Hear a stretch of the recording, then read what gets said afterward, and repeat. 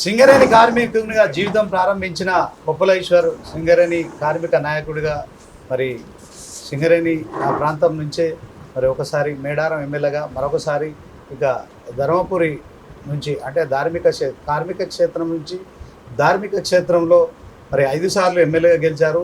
రాష్ట్ర మంత్రిగా చీఫ్ విప్గా కూడా ఉన్నారు. అయితే ఆయన ప్రస్తుతం పెద్దపల్లి ఎంపీగా పోటీ చేస్తున్నారు బీఆర్ఎస్ పార్టీ నుంచి. గతంలో టీఆర్ఎస్ పార్టీలో కీలకంగా వ్యవహరించారు, ఉద్యమంలో కూడా కీలకంగా వ్యవహరించారు. మరి ఇప్పుడు ఎంపీగా పోటీ చేస్తున్నారు. పరిస్థితులు ఎలా ఉన్నాయి? కిషోర్ గారు నమస్తే. నమస్కారం. ఎట్లుంది సార్ పరిస్థితి ఎలా ఉంది? ఎందుకు మా ఎమ్మెల్యే నుంచి ఎంపీగా పోటీ చేసే కార్యక్రమం ఉంది? అట్లా ఏం లేదు. మొన్న ప్రభుత్వం కోల్పోయిన తర్వాత పార్టీకి ఎన్నో అవసరాలు ఉంటాయి. పార్టీ ఆదేశం మేరకు తర్వాత నేను ఈ ప్రాంతంలో అనేక సంవత్సరాలు పుట్టి పెరిగినటువంటి ప్రాంతం, అనేక సంవత్సరాలు సింగరేణి సంస్థలో 26 సంవత్సరాలు పనిచేసినటువంటి కార్మికునిగా, అదేవిధంగా ఈ ప్రాంతంతో సంబంధం ఉన్నటువంటి వ్యక్తిగా, అనేక ఉద్యమాలలో ఉన్నటువంటి వ్యక్తిగా నేను అందరికీ కూడా సుపరిచితుని. ఇప్పుడు పార్టీ మళ్ళీ బలోపేతం కావాల్సి ఉంది. ఎందుకంటే తెలంగాణ రాష్ట్రం యొక్క అస్తిత్వాన్ని కాపాడేటువంటి పార్టీ ఖచ్చితంగా బీఆర్ఎస్ పార్టీ. ఈ ప్రాంతం కోసమే పుట్టిన పార్టీ తెలంగాణ రాష్ట్ర సమితి, ఆనాటి ఉద్యమ పార్టీ. అదేవిధంగా 10 సంవత్సరాల అధికారంలో ఉండి అన్ని వర్గాలను, అన్ని ప్రాంతాలను, అన్ని వ్యవస్థలను చక్కదిద్ది ఈరోజు తెలంగాణ రాష్ట్రం అంటే దేశంలోనే ఒక అభివృద్ధికరమైనటువంటి రాష్ట్రంగా మరి ఉన్నటువంటి స్థితికి తీసుకొచ్చినటువంటి నాయకుడు కేసీఆర్ గారు. దీన్ని ఇలా అధికార మార్పిడి జరిగితే జరగని, ఒక్కొక్కసారి ప్రజలకు ఏదో మనసులో అనిపించినప్పుడు, లేదంటే వాళ్ళు మార్పు కోరుకున్నప్పుడు అధికార మార్పిడి జరుగుతుంది. కానీ గతంలో వచ్చినటువంటి సంక్షేమ సౌకర్యాలు కావచ్చు, అభివృద్ధి కావచ్చు, ఈ రాష్ట్రం యొక్క అస్తిత్వం కావచ్చు, ఆత్మగౌరవం కావచ్చు, ఎప్పుడైనా దెబ్బతింటే తప్పకుండా అడ్డుకునేటువంటి పార్టీగా, దాన్ని వ్యతిరేకించేటువంటి పార్టీగా, ప్రజల పక్షాన నిలబడి పోరాడేటువంటి పార్టీగా బీఆర్ఎస్ పార్టీ పార్లమెంట్ ఎన్నికల్లో ఉండాల్సినటువంటి అవసరం ఉంది. ఈరోజు మీరు చూస్తున్నారు, రాష్ట్రం అస్తవ్యస్తమైంది. ఎందుకు రాలేదండి? 10 సంవత్సరాలు నీళ్ళు వస్తాయి, ఈ సంవత్సరం నీళ్ళు ఎందుకు రావు? 20 లక్షల ఎకరాల పంటలు ఎందుకు ఎండిపోతాయి? రైతుల ఆత్మహత్యలు ఆగి ఎన్ని సంవత్సరాలే? మళ్ళీ రైతుల ఆత్మహత్యలు ఎట్లా స్టార్ట్ అవుతాయి? చేనేత కార్మికుల ఆత్మహత్యలు ఎట్లా స్టార్ట్ అవుతాయి? ఇవన్నీ చూసుకుంటూ ఉండడం కోసమేనా మీరు అధికారంలోకి వచ్చింది? ఇందుకోసమేనా? ఇలా ఆటో డ్రైవర్లు వాళ్ళ ఆత్మహత్యలు అంటే ఏమి పట్టనట్టుగా ఉన్నటువంటి ప్రభుత్వం. ఈ సమయంలో తప్పకుండా పార్లమెంట్లో ఈ ఎన్నికలలో ఒకటి ప్రజలు వాళ్ళ ఐక్యతను చూపించాలి, బీఆర్ఎస్ పార్టీని ఇంకో బలోపేతం చేయాలి, కేసీఆర్ నాయకత్వాన్ని బలపరచాలి. ఎందుకంటే వాళ్ళ పక్షాన గొంతు విప్పేటువంటి పార్టీ బీఆర్ఎస్ పార్టీ. లేకపోతే ఇలా 6 హామీల పేరిట 420 వాగ్దానాలు చేసి ఒక్కదాన్ని కూడా పట్టించుకోకుండా, ఇంకా వాళ్ళు ఏమాత్రం బిడియం లేకుండా, సిగ్గు లేకుండా ఏమంటున్నారంటే మొత్తం అమలు చేసినామంటున్నారు, అయిపోయినాయి అంటున్నారు. ఎవరినైనా ఒక్కరిని అడుగుదామా? ఓ రైతుని అడుగుదామా? ఓ యువకుని అడుగుదామా? యువకులను అడిగితే నోటిఫికేషన్లు వచ్చినాయా? డిఎస్సి పెట్టినరా? 4000 నిరుద్యోగ భృతి ఇచ్చిండ్రా? మరి ఎట్లా అయిపోయినాయి? ఎక్కడ అయిపోయినాయి? ఒక మహిళని అడుగుదామా? ఓ పెన్షనర్ని అడుగుదామా? ఓ మహిళని అడిగితే 2500 రూపాయలు వచ్చినాయా? ఎవరికైనా ఇచ్చిండ్రా? అదేవిధంగా ఒక పెన్షనర్ని అడుగుదామా? ఓ వికలాంగుని అడుగుదామా? ఇవన్నీ కూడా అస్తవ్యస్తమైన పరిపాలన. రైతు బంధు ఇచ్చింది అంటున్నారు, రుణమాఫీ మేము ఆగస్టు 15కి చేస్తామని అంటున్నారు. అంటే ఒక ముఖ్యమంత్రి అనేటువంటి వ్యక్తి ప్రజలకు నమ్మకాన్ని కల్పించాలి, ధైర్యాన్ని కల్పించాలి, చేస్తారు అనేటువంటి ఆ విశ్వాసాన్ని కల్పించాలి. అది పోయి ఒక విపరీతమైనటువంటి ధోరణిలో నిజంగా నేను అడుగుతున్నాను, వీళ్ళు గతంలో 10 సంవత్సరాలు వీళ్ళే అధికారంలో ఉన్నారు. ఆ రోజు తెలంగాణ ప్రాంతం పరిస్థితి ఏంది? ఇక మళ్ళీ అదే సేమ్ తీసుకొచ్చారు. కాంగ్రెస్ వచ్చింది, కరువు తెచ్చింది. కాంగ్రెస్ ప్రభుత్వం వచ్చింది, మళ్ళీ ఆత్మహత్యలు స్టార్ట్ అయినాయి, పంటలు ఎండిపోవడం స్టార్ట్ అయినాయి, కరెంటు కోతలు స్టార్ట్ అయినాయి. ఈరోజు మంచినీళ్ళు లేవండి. ఇలా గోదావరిఖని పట్టణంలో కూడా మంచి లేని పరిస్థితి. ఇప్పటికే 2 లక్షల 3 లక్షల ట్యాంకర్లతోటి నీళ్లు సప్లై చేస్తున్న పరిస్థితి హైదరాబాద్లో. ఇదా? మేము అధికారంలోకి రాకముందు, తెలంగాణ రాకముందు హైదరాబాద్ నగరంలో 15 రోజులకు ఒక్కసారి మున్సిపల్ వాటర్ ఇస్తారు. మేము వచ్చిన తర్వాత కేటీఆర్ గారు మిస్ అయిన తర్వాత సీఎం గారి ఆదేశాల మేరకు తక్షణ చర్యలు తీసుకొని ప్రతిరోజు నల్లా నీళ్ళు ఇచ్చినటువంటి ప్రభుత్వం కేసీఆర్ గారి ప్రభుత్వం ఎక్కడికి పోయింది? ఎందుకు మాయమైంది? రుణమాఫీకి తెచ్చినటువంటి మన రైతు బంధు తెచ్చినటువంటి డబ్బులు ఎవరికి ఇచ్చారు? మీరు రైతుల కోసం తెచ్చిన డబ్బులు మీరు కాంట్రాక్టర్ల బిల్లులు చెల్లిస్తారు. అంటే మీ ప్రయారిటీ ఎవరు? రైతుల కాంట్రాక్టర్ల బిల్లు ఇవ్వద్దని మేము అంటలేము. మీరు తెచ్చింది ఎవరి కోసం ఈ డబ్బులు? ఖచ్చితంగా రైతుల కోసం తెచ్చి 7,500 రూపాయలు, 7,500 కోట్లు, 7,500 కోట్లు తీసుకొచ్చి ఒకరోజు 2 రోజులు ఆలస్యమైన నువ్వు ఎలక్షన్ కమిషన్ తోటి ఆపిస్తుంది. ఆపించినటువంటిది ఎలక్షన్ అయిపోగానే రిజల్ట్ రాగానే వాళ్ళ డబ్బులు వాళ్ళకి ఇవ్వాలి కదా. ఎందుకు ఇవ్వలే? ఎందుకు ఆపినావు? సమాధానం చెప్పు. ముఖ్యమంత్రి వచ్చి మీటింగ్లు పెట్టిపోతాను. నిన్న మా ధర్మపురి కాడ కూడా మీటింగ్ పెట్టిండు, నా మీద కూడా ఏమేమో మాట్లాడిండు. నువ్వు ఫస్ట్ దీనికి సమాధానం చెప్పి మాట్లాడాలి. రేవంత్ రెడ్డి కావచ్చు, వాళ్ళ మంత్రులు కావచ్చు, ఇక్కడ పోటీ చేస్తున్నటువంటి వివేక్ కావచ్చు, వాళ్ళ కొడుకు వంశీ కావచ్చు. కాబట్టి ఇవి నేను ప్రశ్నించే ప్రశ్నలు కావు, ప్రజల నుంచి వస్తున్నటువంటి ప్రశ్నలు. మీకు దమ్ము ధైర్యం ఉంటే దీనికి సమాధానం చెప్పి ఓటు అడగండి. ఓట్లు వచ్చినాయి కదా, ప్రజలు ఎట్లా అంటే ఎట్లా వింటారు కదా, మొన్ననే మేము మోసం చేసి వచ్చినాం కదా, మళ్ళీ కూడా మోసం చేయొచ్చు కదా అనుకుంటే ఎట్లా పడితే అట్లా నడవదు. ప్రజలు చాలా చాలా గొప్పగా ఆలోచన చేస్తూనే ఉంటారు. ఏది నిజం, ఏది అబద్ధం, ఎవరు మోసం చేసిండ్రు, ఎవరు నిజంగా సేవ చేసిండ్రు, ఎవరున్నప్పుడు ఎంత గొప్పగా పరిపాలన జరిగింది అనేటువంటిది ప్రజలు స్పష్టంగా గమనిస్తూనే ఉంటారు. నాకు తెలిసి మేము అనేక గ్రామాలలో, మండల కేంద్రాలలో చాలా కార్నర్ మీటింగ్స్ పెడుతున్నాం. అనూహ్యమైనటువంటి స్పందన వస్తున్నది. ప్రభుత్వం పట్ల తీవ్రమైన వ్యతిరేకత ఉన్నది. అదేవిధంగా బీజేపీ వాళ్ళు 10 సంవత్సరాల కాలంలో తెలంగాణ రాష్ట్రానికి ఏం చేసినట్టు ఒక చెప్పుకోవడానికి ఏమైనా ఉన్నదా? నష్టమే చేసేది తప్ప లాభం చేయలేదు. సంవత్సరానికి 2 కోట్ల ఉద్యోగాలు ఇస్తామని ఇచ్చిండ్రా? మేము ఇక్కడ మంచిగా నీళ్లు తెచ్చుకొని, కరెంటు తెచ్చుకొని, మంచిగా పంటలు పండించుకుంటే మీ వడ్లు కొనమనేది, మీ కల్లాలే ఎత్తేయమనేది. కేసీఆర్ గారికి ఒక ఉత్తరం రాసి నువ్వు కరెంటు మోటార్లకు మీటర్లు పెడితేనే నీకు వచ్చే 25,000 కోట్లు రిలీజ్ చేస్తాం, లేకపోతే ఏం చేసుకుంటావో చేసుకోమనేది. అయినా ధైర్యవంతుడు కాబట్టి కేసీఆర్ గారు మీరు ఇచ్చినా ఇవ్వకుండా మా రైతులకైతే మేము మీటర్లు పెట్టామని నువ్వు ఏమైనా చేసుకోమని చెప్పారు. అదే ఆంధ్ర ప్రాంతంలో మీటర్లు పెట్టిండ్రు. మా రైతు సోదరులు కూడా అర్థం చేసుకోవాలి. కాబట్టి ఇవన్నీ కూడా తీవ్రమైనటువంటి వ్యతిరేకత ఇటు బీజేపీ మీద కావచ్చు, కాంగ్రెస్ ప్రభుత్వం మీద కావచ్చు మరి కొనసాగుతున్నాయి. బీజేపీ విధానాలు కానీ, తర్వాత వాళ్ళు వ్యవహరిస్తున్నటువంటి తీరు కానీ, ఒక్క మాటలు చెప్పాలంటే బీజేపీ రాజ్యాంగానికి విరుద్ధంగా ప్రభుత్వాన్ని నడుపుతున్నటువంటి పార్టీ బీజేపీ. రాజ్యాంగం మీద ప్రమాణం చేసి మేము అన్ని వర్గాలను సమానంగా చూస్తాం, అన్ని ప్రాంతాలను సమానంగా చూస్తాం, ఎటువంటి పక్షపాతం లేకుండా మేము ఈ దేశాన్ని పరిపాలిస్తామని చెప్పినటువంటి ప్రధానమంత్రితో సహా వాళ్ళ మంత్రులు, వాళ్ళ మంత్రివర్గం, వాళ్ళ పార్టీ ఈరోజు ఎన్ని తప్పుడు విధానాలు అవలంబిస్తుందో మనం చూడవచ్చు. కాబట్టి బీజేపీ తీసుకున్నటువంటి చాలా చాలా ప్రజా వ్యతిరేక, దేశ వ్యతిరేక విధానాలు ఉన్నాయి. 12 లక్షల కోట్లు బడా పెట్టుబడిదారుల రుణాలు ఎట్లా మాఫీ చేస్తావు? పేద ప్రజలకేమో పెన్షన్ ఇవ్వద్దంటావు, 24 గంటల కరెంట్ ఇవ్వద్దంటావు. నువ్వు మాత్రం 12 లక్షల కోట్లు మాత్రం వాళ్ళని మాఫీ చేస్తావు. వాళ్ళు లక్షల కోట్ల అధిపతులు, వాళ్ళు మాత్రం నీకు కనబడుతున్నారు, పేద ప్రజలు మాత్రం కనబడతలేరు. అదేవిధంగా బీజేపీ తీసుకున్న నిర్ణయాలు, జిఎస్టీ ఎవరి కోసం తీసుకొచ్చినట్టు? జిఎస్టీ భారతదేశం లాంటి దేశంలో జిఎస్టీ లాంటి తీసుకురావడం వల్ల ప్రభుత్వ ఆదాయం పెరుగుతుంది కావచ్చు తప్ప ఎవరైతే పేదవాళ్ళు ఉన్నారో వాళ్ళకు మాత్రం చాలా పెను భారం అవుతుంది. ఇప్పుడు నిత్యావసర వస్తువులన్నీ పెరిగిపోయినాయి. కారణం దేంతో? జిఎస్టీ వల్ల పెరిగినాయి. నువ్వు జిఎస్టీ పద్ధతి ప్రకారం, ప్లాన్ ప్రకారం అన్ని రాష్ట్రాలను మెప్పించి మరి బలవంతంగా అధికారం ఉన్నదని జిఎస్టీ తెచ్చినావు. ఇలా పేద ప్రజల పరిస్థితి ఏంది? పెట్రోల్ కావచ్చు, డీజిల్ కావచ్చు, నిత్యావసర వస్తువులు కావచ్చు ఘోరంగా పెరిగిపోయినాయి. మరి ఇది బీజేపీ తీసుకున్న ఒక్క నిర్ణయం కూడా సరిగా లేదు. అదేవిధంగా పెద్ద నోట్ల రద్దు ఎవరి కోసం చేసినట్టు? మాకు రావాల్సినటువంటి హక్కులన్నీ బోడగొడుతుంది. ఐటీఐఆర్ బొడగొడితే ఇక్కడ రావాల్సిన ఐటీఐఆర్ తీసుకుపోయి బెంగళూరులో పెడితే, ఇక్కడికి రావాల్సిన కోచ్ ఫ్యాక్టరీ తీసుకుపోయి గుజరాత్లో పెట్టుకుంటేవి. ఉక్కు కర్మాగారానికి దిక్కే లేదు. అదేవిధంగా 7 మండలాలు తీసుకుపోయి ఆంధ్రలో కలిపితేవి.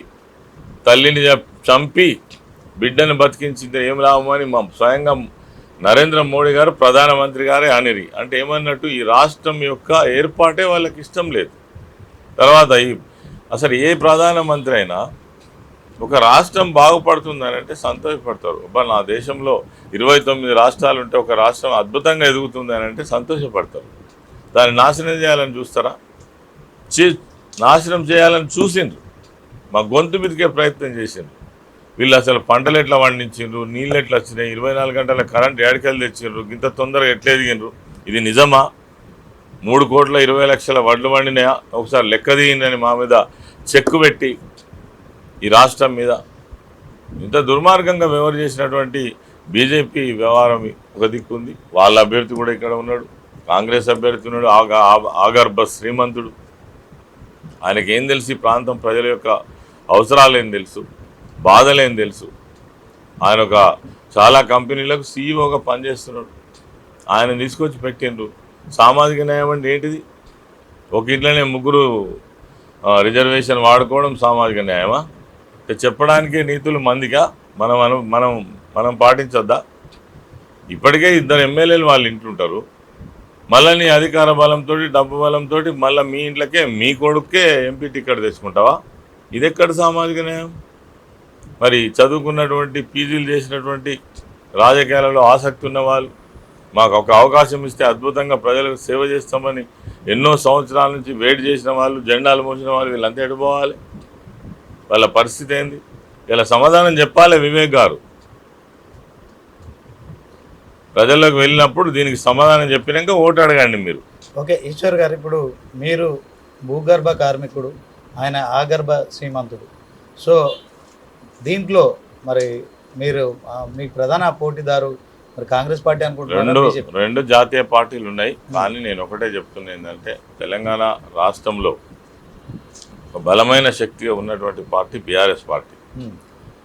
నాయకత్వం మీద ప్రజలకు విశ్వాసం ఉన్నటువంటి నాయకుడు కేసీఆర్. మా కోసం కొట్లాడేటువంటి నాయకుడు, మా కోసమే పుట్టినటువంటి పార్టీ అనేటువంటి నమ్మకం ఉంది. మొన్న కొన్ని కారణాలతోటి మా మీద అనేక రకాల అబద్ధాలు ప్రచారం చేసిండ్రు, అవినీతిని అంటగట్టిండ్రు, కుటుంబ పాలన అన్నారు, ఇంకోటి అన్నారు. తర్వాత దానికి తోడు 6 గ్యారంటీల పేరిట ప్రజలను మభ్యపెట్టిండ్రు, మోసం చేసిండ్రు. దాంతో అధికారం మారింది.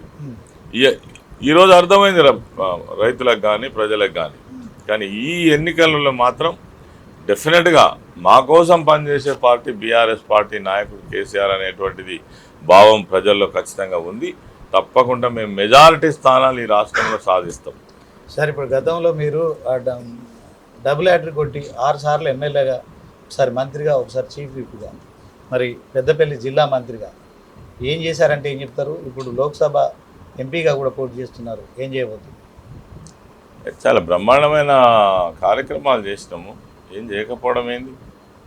ముఖ్యమంత్రిగా కేసీఆర్ గారు ఉండి 10 సంవత్సరాలు నడిపిన ప్రభుత్వంలో అన్ని వర్గాల సంక్షేమాన్ని, ముస్లిం మైనారిటీలు కావచ్చు, క్రైస్తవులు కావచ్చు, మా సింగరేణి కార్మిక సోదరులు కావచ్చు, ఎస్సీ బీసీ వర్గాలు కావచ్చు, కుల వృత్తులను ప్రోత్సహించడం కావచ్చు, రహదారులు కావచ్చు, ఇండస్ట్రియలైజేషన్ కావచ్చు, అసలు చేయండి ఏం పని?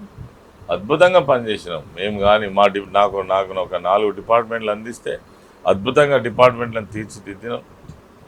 వికలాంగుల సంస్థ మీకు తెలవాలి. ఒకసారి నేను మంత్రి పదవి తీసుకునే నాటికి 5 కోట్ల బడ్జెట్, నేను మొన్నటిసారి అప్పచెప్పే నాటికి 67 కోట్ల బడ్జెట్. అసలు అడిగిన వాళ్ళకల్లా స్కూటీలు ఇచ్చినాం. 12 రెట్లు అడిగిన వాళ్ళకల్లా నేను పోయినాకనే సీఎం గారి ఆదేశం మేరకు స్కూటీస్, అంతకుముందు స్కూటీలు ఉండేనా? స్కూటీలు ఉండే, కానీ వాళ్ళు సబ్సిడీ మీద ఇచ్చిండ్రు. ట్రై సైకిల్ కానీ స్కూటీ అసలు లేదు, ట్రై సైకిల్ కూడా సబ్సిడైజ్ రేట్ మీద ఇచ్చిండ్రు. మేము మొత్తం ఫ్రీ చేసి వాళ్ళకు ఇట్లా తిప్పడం కష్టమవుతుందని బ్యాటరీ సైకిల్, ట్రై సైకిల్ తెచ్చి, స్కూటీలు తెచ్చి చదువుకునే పిల్లల కోసం స్మార్ట్ కేర్స్ తీసుకొచ్చి, స్మార్ట్ ఫోన్స్ తీసుకొచ్చి చాలా చేసినామండి. ఎందుకు చేయలేదు? ఎవరో తెలియని వాళ్ళకు తెలియదు కావచ్చు. నా సంక్షేమ శాఖ ఎస్సీ సంక్షేమ శాఖలు కూడా అద్భుతంగా అసలు రెసిడెన్షియల్ స్కూల్ సిస్టమ్ కావచ్చు, చదువుకునే పిల్లలు కావచ్చు, overseas scholarship, Ambedkar overseas scholarship కావచ్చు, ఎన్ని వేల మందిని విదేశాలకు పంపి చదివించేటువంటి ప్రయత్నం జరిగింది. రెసిడెన్షియల్ స్కూళ్ళు వచ్చినాయి, పేదవాళ్ళకు మంచిగా చదువుకునే అవకాశం వచ్చింది. అసలు ఒక్కటేంటి, లెక్కకు లేనని పనిచేసిన వాళ్ళకు తెలియదు, పని అంటే ఏందో తెలియదు. ఇప్పుడు ప్రభుత్వంలో ఉన్న వాళ్ళకు వాళ్ళ ఆరాటం వేరే ఉన్నది, వాళ్ళకి అభివృద్ధి అంటే, పని అంటే, ప్రజలంటే, వాళ్ళ దుఃఖం అంటే తెలియనటువంటి వాళ్ళు ఇటువంటి క్వశ్చన్స్ వేస్తారు. ఓకే సార్, ఇప్పుడు కాళేశ్వరం విషయానికి వద్దాం. ఇప్పుడు ఇందాక మీరు రైతులు ప్రజలకు సాగు తాగునీటి కష్టాలు ఉన్నాయంటున్నారు, కానీ 1,00,00,000 కోట్లు ఖర్చు పెట్టి మీరు వ్యయం చేసిన ప్రాజెక్ట్ ఇప్పుడు నిర్వీర్యం అయిపోయింది. లోపభూయిష్టమైన నిర్మాణం చేశారు మీరు, అందుకే ఆ ప్రాజెక్ట్ ఇప్పుడు పనికి రాదని చెప్పి మరి ప్రభుత్వం చెప్తుంది. దీన్ని ఎట్లా చూస్తారు? ఇప్పటికే కాళేశ్వరం ప్రాజెక్టుకు సంబంధించి అనేకమైనటువంటి విధాలుగా మీకు పవర్ పాయింట్ ప్రజెంటేషన్ కావచ్చు, తర్వాత రకరకాల ఈ జల విషయాలకు సంబంధించినటువంటి నిపుణులతోటి చాలా సందర్భాలలో ప్రజెంటేషన్ ఇచ్చినాం. ఆయన పాడిందే పాడున పాసుమల్ల దాసరి అన్నట్టు కాళేశ్వరం ప్రాజెక్ట్ అంటే ఒక మేడిగడ్డ కాదు, కాళేశ్వరం ప్రాజెక్టు యొక్క సమాహారం చాలా గొప్పది. చెప్పారు కదా, 19 పంప్ హౌజులు, 17 రిజర్వాయర్లు, తర్వాత 200 చిల్లర టన్నెల్స్, ఒక దాదాపు ఒక 500 పైచిలుకు ఓపెన్ కెనాల్స్, అంటే 500 అంటే 500 కిలోమీటర్లు. ఇటువంటిది ఒక్క కాళేశ్వరం అంటే ఆ మేడిగడ్డ దగ్గర 2-3 పిల్లర్లు వస్తే కాళేశ్వరం ప్రాజెక్ట్ అని మొత్తాన్ని బదనాం చేసి కేసీఆర్ గారిని బదనాం చేసే ఉద్దేశంతో ఈసారి పొలాలు ఎండబెట్టడానికి కారణం వీళ్ళు కాదా? నీళ్లు తీసుకునే అవకాశం ఉన్నప్పటికీ కూడా నీళ్లు పంపింగ్ చేయకుండా మరి ఆ సముద్రంలో కలుస్తున్నటువంటి నీళ్లను పంపు చేయకుండా ఆ పిల్లర్ బహానా పెట్టుకొని ఇప్పటికి కూడా 20 లక్షల ఎకరాల పంటలు ఎండబెట్టింది. ఇదేదో కేసీఆర్ను బదనాం చేద్దామని ప్రయత్నం చేశారు, కానీ ఇందులో కేసీఆర్ బదనాం కాలేదు. కేసీఆర్ గారు నిజాయితీగా కాళేశ్వరం ప్రాజెక్ట్ అంటే ప్రపంచంలోనే అత్యంత పెద్ద ప్రాజెక్టు. నాకు తెలిసి ఇది గిన్నిస్ రికార్డ్ అయినట్టున్నది. కాబట్టి ఆ ప్రాజెక్టు మీద మీరు అవినీతి, కేసీఆర్ అంటేనే కాళేశ్వరం అంటేనే కేసీఆర్, కాబట్టి ఈ కాళేశ్వరంలో బదనాం చేయాలనే ఉద్దేశంతో మీరు చేశారు. మీరు చేసింది ఏందా సార్? అన్నీ తీర్చిదిద్ది మంచిగా చేతికిస్తే నడపరాని చాతగాని మనుషులు మీరు. ఎందుకు పంటలు ఎండిపోతాయి, ఎందుకు నీళ్లు రావు? ఆ కాళేశ్వరం ప్రాజెక్ట్ ఇప్పటికి కూడా నీళ్ళు ఎత్తచ్చు, కావాలని ఎత్తుతలేరు మీరు. చిన్న రిపేర్ కాపర్ డ్యామ్ కట్టి ఎత్తచ్చు అని ఎప్పటికెళ్ళో చెప్తూనే ఉన్నారు ఇంజనీర్లు, ఆయన చేయలేదు. పంటలు ఎండగొట్టిండ్రు, రైతులను చంపిర్రు, అయినా మీకు మళ్ళీ ఓట్లేయాలి. దేనికోసం వేయాలనో మరి కాంగ్రెస్ ప్రభుత్వం, పార్టీ నాయకులే జవాబు చెప్పాలి.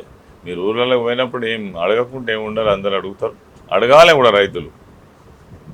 సింగరేణి ప్రాంతంలో వేలాది మంది కార్మికులు ఉన్నారు. సింగరేణిని ప్రైవేట్ పరం చేస్తారని మీరు చెప్తున్నారు, తర్వాత వాళ్ళు కూడా చెప్తున్నారు, ప్రతిపక్షాలు కూడా చెప్తున్నారు. 1000% ఎందుకంటే ఇక్కడ కాంగ్రెస్, బీజేపీ వీళ్ళు జాతీయ స్థాయిలో శత్రువులైనప్పటికీ రాష్ట్రానికి వచ్చేసరికి ఇద్దరు మిలాఖతై పనిచేస్తారు. నాకు తెలిసి నిన్న సారు ఒక మీటింగ్లో చెప్పినారు, దావోస్లో జరిగినటువంటి సమావేశంలో ఖచ్చితంగా ఈ పార్లమెంట్ ఎన్నికల తర్వాత ఈ మొత్తం బొగ్గు గనులను అదాని అంబానీలకు మొత్తానికే అమ్మబోతుందనేటువంటిది అది సత్యం. ఇంకా బయటికి రావట్లేదు విషయాలు, కానీ తప్పకుండా జరిగి తీరుతుంది. ఎందుకంటే స్వయంగా ప్రధానమంత్రి రాష్ట్రానికి వచ్చినప్పుడు బొగ్గు బ్లాకులను మేము ప్రైవేటైజ్ చెయ్యమని చెప్పిపోయి వారం రోజులలోనే 5 బొగ్గు బ్లాకులను ప్రైవేట్ చేసినటువంటి సంఘటన మా కళ్ళ ముందట కనబడుతుంది. మీరు అదాని అంటే మోదీ అంటే ఎవరో కాదు, వీళ్ళు చోటేబాయ్ బడేబాయ్. వాళ్ళకు తోడు ఈ ముఖ్యమంత్రి, ఈయన ఆర్ఎస్ఎస్ భావజాలం కలిగిన మనిషి, ఈయన చోటేబాయ్. వీళ్ళంతా కూడా ఖచ్చితంగా సింగరేణిని అమ్మి తీరుతారు ఈ పార్లమెంట్ ఎన్నికల్లో. కాబట్టి సింగరేణి సంస్థను కాపాడుకోవాలంటే సింగరేణి కార్మికులు కావచ్చు, కార్మిక కుటుంబాలు కావచ్చు, మాజీ సింగరేణి కార్మికులు కావచ్చు, ఈ ప్రాంతంలో సింగరేణి సంస్థ పైన ఆధారపడి జీవించేటువంటి ఎవరైనా కావచ్చు, ఈ సంస్థ పరిరక్షణ కోసమైనా తప్పకుండా ఈ 2 జాతీయ పార్టీలకు ఈ సందర్భంలో ఖచ్చితంగా ఓటు ద్వారా బుద్ధి చెప్పాల్సిన అవసరం ఉంది. బీఆర్ఎస్ మీకోసం కొట్లాడే పార్టీ, మీకోసం నిలబడే పార్టీ, తప్పకుండా ఈశ్వర్ గారు ఇప్పుడు 51% రాష్ట్ర ప్రభుత్వం వాటా, 49% కేంద్ర ప్రభుత్వం వాటా. సో రాష్ట్ర ప్రభుత్వం అంగీకారం లేకుండా గనులు అమ్మడం కుదరదని మీకు స్వయాన ముఖ్యమంత్రి దానిలో కొల్లుడే ఉంటే ఇంకా అంగీకారం ఏముంటుందండి. ప్రధానమంత్రి ముఖ్యమంత్రి ఒక్కటైన తర్వాత ఒక్క నిమిషంలో అమ్మేస్తారు. ఓకే సార్, ఇప్పుడు దేశానికి జరిగే సార్వత్రిక ఎన్నికలు, దేశంలో ఏ ప్రభుత్వం ఉండాలని నిర్ణయించే క్రమంలో రెండు పార్టీలు కాంగ్రెస్ బీజేపీ మాత్రమే ఉంది. మరి రాష్ట్రంలో బీఆర్ఎస్ పార్టీని గెలిపించాలంటే ఏం చెప్తారు? ఇందాకనే చెప్పిన నేను, ఈ రాష్ట్రం యొక్క అభివృద్ధిని, అస్తిత్వాన్ని, ఆత్మగౌరవాన్ని కాపాడేది బీఆర్ఎస్ పార్టీ కాబట్టి ఖచ్చితంగా కారు గుర్తుకు ఓటేయాలి. తెలంగాణ రాష్ట్రంలో బీఆర్ఎస్ పార్టీని ఒక బలమైన శక్తిగా మనం అంటే బలం ఇవ్వాలి. కేసీఆర్ నాయకత్వాన్ని బలపరిస్తేనే మనకు ఈ అన్నీ కూడా మనం సమకూర్చుకునే అవకాశం ఉంటుందని నేను తెలియజేస్తాను. ఫైనల్గా ఇంకా మళ్ళీ ఫైనల్ 10 కొన్ని గంటల సమయం మాత్రమే మీ ప్రచారానికి సమయం ఉంది. ఓటర్లకు, పెద్దపల్లి నియోజకవర్గ పరిధిలోని ఓటర్లకు ఏం చెప్తారు? పెద్దపల్లి నియోజకవర్గ మా ఓటరు మహాశయులందరూ కూడా మేము కోరేది ఒకటే, మోసపూరిత మాటలతో అధికారంలోకి వచ్చినటువంటి కాంగ్రెస్ వాళ్ళు ఇచ్చిన హామీలను ఏ ఒక్కటి కూడా అమలు చేయదు. అవి అమలు కావాలంటే ఖచ్చితంగా బీఆర్ఎస్ నాయకత్వాన్ని మీరు బలపరచాలి. కేసీఆర్ గారు ఇప్పటికే బస్సు యాత్ర ద్వారా మీ అందరికీ కూడా మరి మీతో మాట్లాడుతున్నారు, అప్పీల్ చేస్తున్నారు. మన కోసం పుట్టిన పార్టీ బీఆర్ఎస్ పార్టీ. ఈ పార్టీకి ఉన్నటువంటి ఆరాటం కానీ ఇంట్రెస్ట్ కానీ ఇంకో పార్టీకి ఉండదు. కాబట్టి ఈ పార్లమెంట్ ఎన్నికలు చాలా కీలకం. మీరు జాతీయ పార్టీలకు ఓటేస్తే కాదు, జాతీయ పార్టీలు వాళ్ళ రెస్ట్రిక్షన్ కింద పనిచేస్తాయి.